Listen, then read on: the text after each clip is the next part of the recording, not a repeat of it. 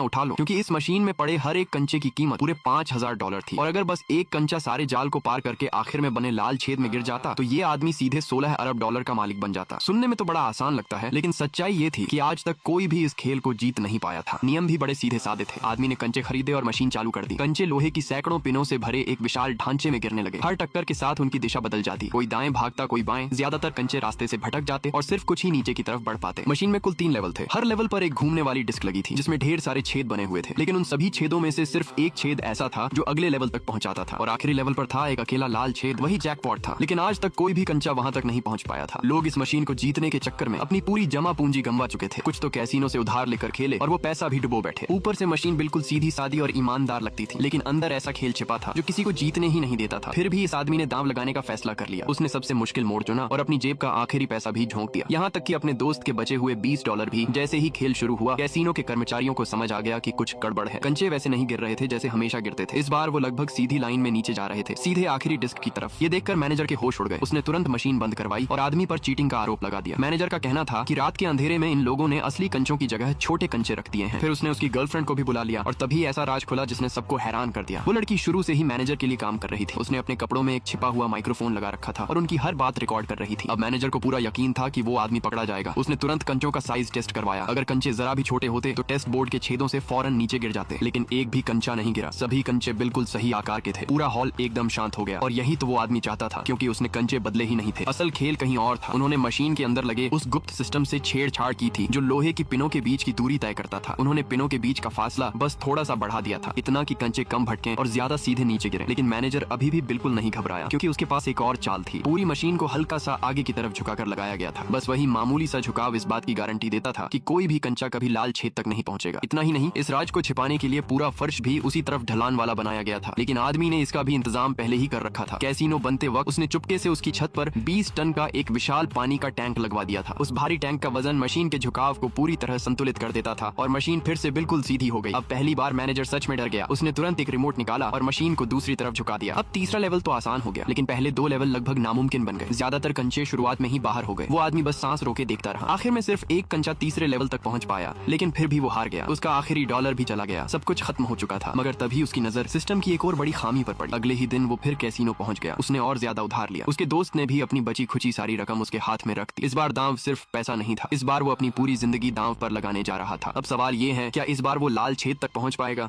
या फिर बाकी लोगों की तरह सब कुछ हार जाएगा?